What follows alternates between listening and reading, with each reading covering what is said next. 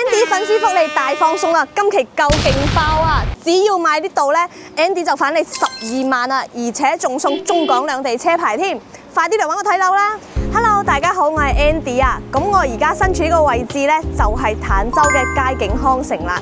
咁據說啊，呢度係坦洲嘅豪宅喎。咁呢度屋苑啊，其實呢，佢係有配有呢個港澳直通巴士嘅，每日往返香港、澳門呢，都係特別方便㗎。而且呢度呢，隔一條馬路呢，就到珠海啦。住喺度呢，其實同住喺珠海冇咩區別啦。咁仲聽講喎，佢呢度嘅交付標準呢，係全個坦洲嘅天花板啊，係咪咁回事呢？我哋而家先入去睇下咩環境先。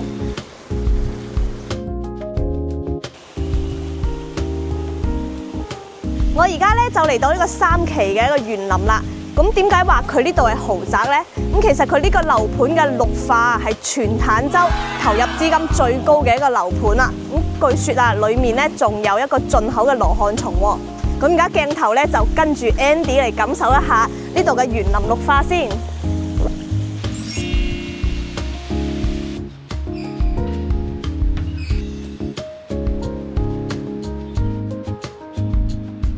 好啦，睇完剛才呢個3期嘅園林綠化，你又覺得 O 唔 OK 呢？俗話話家有羅漢松，一世唔憂窮啊！咁聽講啊，呢個4期嘅園林綠化比3期嘅投入資金仲要大喎。咁我哋而家呢，就即刻過去呢個4期睇下示範單位先。好啦，咁我哋而家呢，就嚟到呢個示範單位啦。可以見到喺呢個示範單位呢，佢其實係做咗2梯4戶嘅。咁喺我嘅右手邊呢，呢2間房呢係做咗一個89平嘅。咁仲有一個大啲嘅面積呢，就喺對面啦，分別係105平同埋118平。咁我哋就從呢個細面積開始講起啦。咁我哋而家睇翻呢，呢個戶型呢係89方，係做咗3房2衛嘅。咁聽講啊，佳景康城呢係坦洲嘅交標天花板喎。咁我哋而家入嚟睇下係咪咁回事先。咁一入門口啊，可以見到啊，呢個指紋密碼鎖呢都幾厚下嘅，呢個都係交付標準嚟嘅喎。咁係我嘅右手邊呢，就係呢個廚房啦。廚房嘅話咧，佢係做咗雙排嘅一個工作台嘅，咁其實位置咧都係夠噶啦，唔會話好逼傑，可以企3、4個人都係冇問題嘅。咁呢度咧係預留咗個冰箱位俾你嘅。咁仲有咧見到嘅呢個歐派櫥櫃啊，同埋呢個方太嘅廚房3件套咧，呢啲都係交付標準嚟嘅喎。咁呢度咧仲做咗個生活露台啦。生活露台嘅話咧，呢度可以擺個洗衣機位啦。而且咧，佢呢個係呢個飛利浦嘅淨水器都係交付俾你噶。咁再睇翻我哋呢個客廳嘅位置啦。咁客廳位置嘅話，其實有個小驚喜啊，就係佢係做咗個南北對流嘅。但係咧，佢唔係雙露台喎。咁睇翻我哋呢邊咧，其實佢呢度係拉開呢個窗簾咧，其實佢可以打開個窗，可以形成一個南北對流噶啦。咁餐廳位咧就擺咗喺呢度啊。咁其實好多人話睇過呢個佳景康城之後呢，就唔會再考慮其他嘅小區啦。因為從佢呢個品質啊，同埋戶型嚟講，仲有一個地理位置嚟講啊，佢係非常之優秀嘅。咁睇翻我哋呢個客廳先啦。客廳嘅話呢，佢係一共有一個3.6米嘅開間啊。咁其實一家3口啊，就咁坐喺呢度呢，睇下電視。咁佢成個空間呢，其實都係足夠噶。咁其實呢，你而家睇翻啊。比如話我哋呢個瓷磚係呢個意大利嘅杜格拉斯，同埋呢個背景牆，仲有呢個日立嘅中央空調，包括咧佢呢個電動窗簾，全部都係交付俾你噶。最重要嘅一點就係佢呢個陽台咧係做咗個日本嘅一個 YKK 嘅推拉門啊，佢隔音超級好噶。咁而家打開咧就先可以聽到佢出邊嗰個噪音啊！咁關上之後咧係超級安靜嘅喎。咁咧可以睇翻我哋呢個露台嘅出邊嗰個城市景觀啦。可以睇到啊，佢出面咧好多一啲商鋪咧，其實已經係開晒㗎啦。咁平時咧可以落去啊，行下街啊，食下飯啊，都係冇問題嘅。生活配套嚟講咧係非常之便利嘅喎。咁而家講到呢度咧，睇到呢個品質，睇到呢個交標啊！如果係放喺珠海嚟講啊，呢一套89平嘅房咧，應該300萬，冇300萬係攞唔到落嚟嘅。但係喺呢度佳景康城咧，130萬左右咧就可以攞到一套89平嘅3房啦。如果係你又會點揀呢？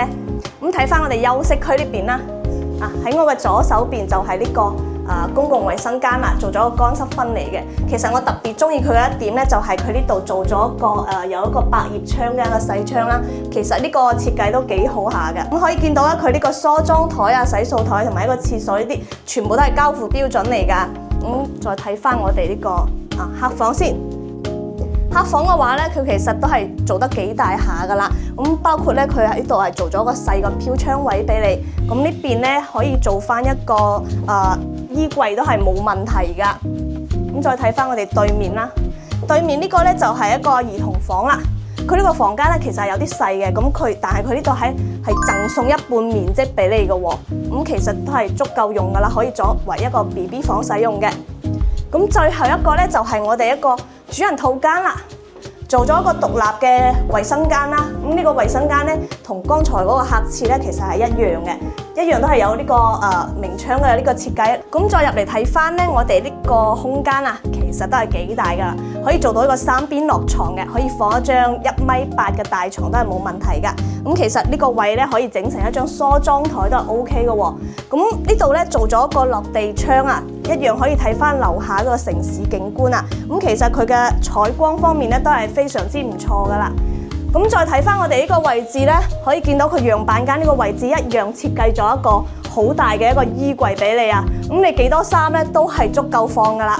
咁其實呢個89平細3房嘅戶型咧係比較適合香港澳門人嘅口味嘅。咁如果係屋企人數唔係好多嘅話咧，咁就可以考慮下呢個89平啦。而且咧佢總價咧都係130萬左右啫喎，性價比係非常之高噶。咁剛才講啊，隔離咧仲有2個大嘅示範單位啊，我哋而家過去睇下先。咁我哋而家睇嘅呢個大啲嘅單位咧，就係從呢個電梯嘅另一邊過到嚟嘅。咁我哋先睇呢個咧係105方呢個戶型啦，係做咗3房2衛噶。咁其實佳景康城人哋話係105方係最暢銷嘅戶型啊，竟然唔係話89平喎。咁佢究竟有幾大嘅魅力喺度呢？入門口咧一樣啊，呢個5合1嘅人面識別密碼鎖咧都係交標嚟㗎。喺我嘅右手邊咧一樣係做咗一個廚房嘅。咁廚房嘅話咧，整體嘅格局係同剛才89平咧係冇咩區別喎。但係佢成個位置空間咧係大咗好多㗎。咁比如話就呢個冰箱位嚟講啊，你可以睇下我而家張開2隻手都可以擺得落㗎。所以呢個位置咧擺個雙開門冰箱係完全冇問題嘅喎。仲有佢呢個操作台啦，已經係整長咗好多噶啦。咁包括呢一邊都係一樣嘅。咁所以呢個廚房嘅空間咧都係足夠晒使用噶啦。同樣啊，呢個膠標咧有西門子嘅3件套啦，同埋呢個歐派櫥櫃。而且佢呢個櫥櫃咧比剛才係做多咗1、2格嘅。出面咧同樣係做咗呢個生活露台啦。咁同剛才89平咧係冇咩區別嘅。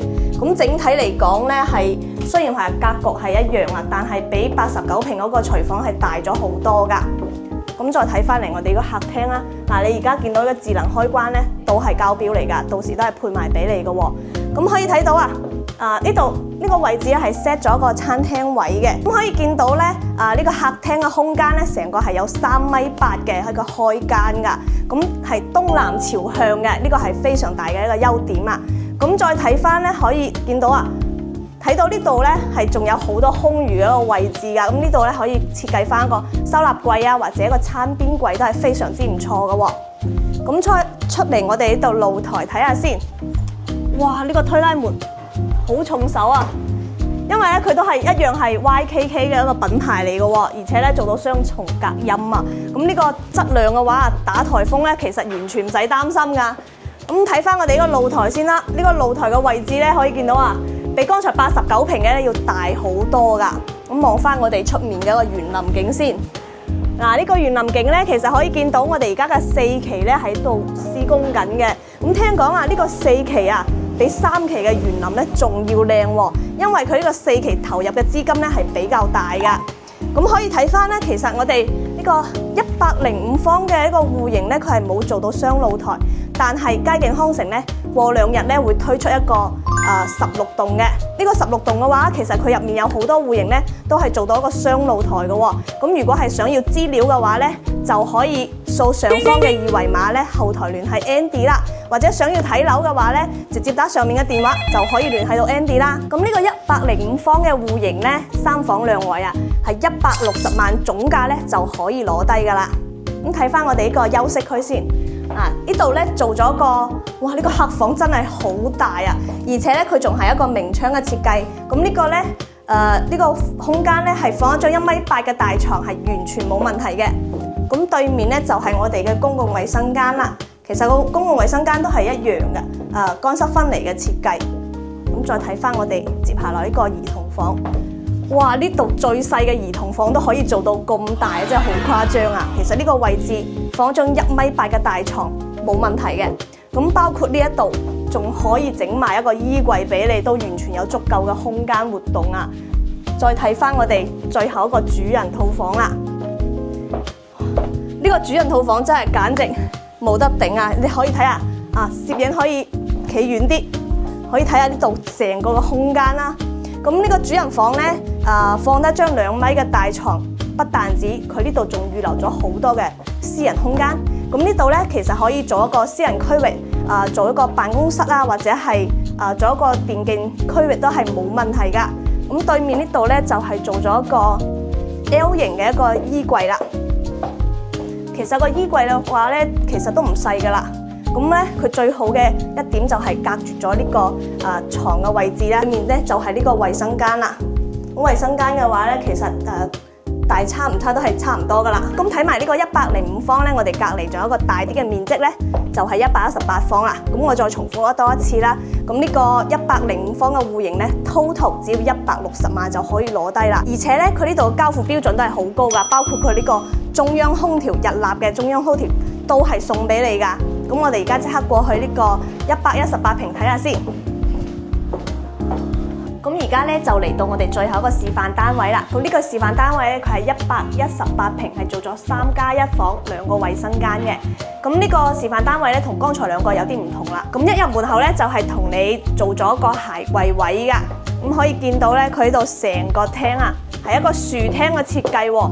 咁客廳咧，大概係有一個4米嘅一個空間啊，真係非常之大啊。咁咧可以見到啊，如果係呢個背景牆嘅話咧，我會整一個投影。投影喺度，每日喺度放電影啊，都係好舒服噶。而且咧，佢呢個戶型咧都係東南向嘅喎。咁睇翻我哋個露台先。咁呢個露台咧，風景啊，佢呢個 view 咧，同剛才嗰個係冇咩區別嘅。但係佢個空間位置比剛才105方嗰個仲要大好多啊。咁可以見到佢呢邊仲可以放得一排嘅一個收納櫃喺度噶。咁可以見到佢樓下嘅 view 同樣係同剛才係冇咩區別噶。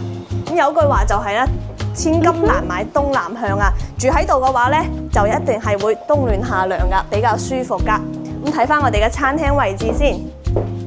餐廳位置咧，佢個大到啊，仲可以放一個沙發喺度啊。咁 Andy 建議嘅話咧，係放一張圓台啊，足夠坐8到10個人都係冇問題噶。咁可以見到一個唔同嘅就係咧，呢個位置啊，連埋呢個鞋櫃喺一齊嘅，做一個收納嘅空間啊。再睇翻我哋嘅廚房先，哇！廚房嘅話咧，佢係整體係做咗 L 型嘅設計嘅，同剛才2個樣板間都係唔一樣嘅，而且個空間真係大好多啊！咁整體係一個比較簡約嘅一個風格啦。你見到一個櫥櫃同埋一個方太3件套咧，一樣都係一個交付標準喎。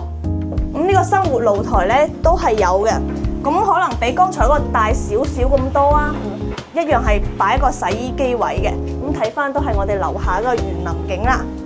咁冰箱位咧係 set 咗喺呢個位置噶，咁我哋出嚟睇翻先。咁其實佢呢度整體仲有好多嘅一個發揮空間啊，比如話佢呢個位置咧，自己可以做一個內嵌式嘅一個收納櫃啊，或者一個酒櫃啊，都係 OK 噶。咁睇翻最後睇翻我哋個休息區先。休息區嘅話咧，我哋先睇呢個客房先啦。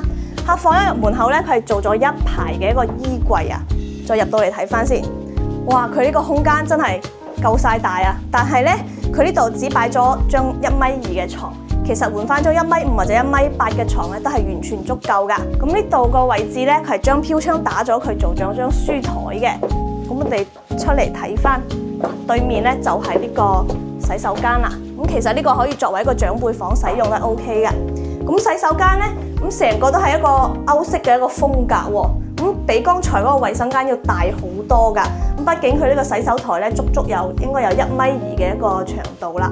咁如果係比較中意剛才嗰個風格嘅咧，就可以參考剛才105房嗰個樣板間啦。咁而且佢呢度沖涼嗰個區域咧，都係比剛才要大嘅。咁再睇翻我哋呢個接下來就係呢個兒童房啦。咁兒童房咧，相對嚟講啊，可能係有啲細啦，但係佢呢度咧都係送1半嘅面積嘅。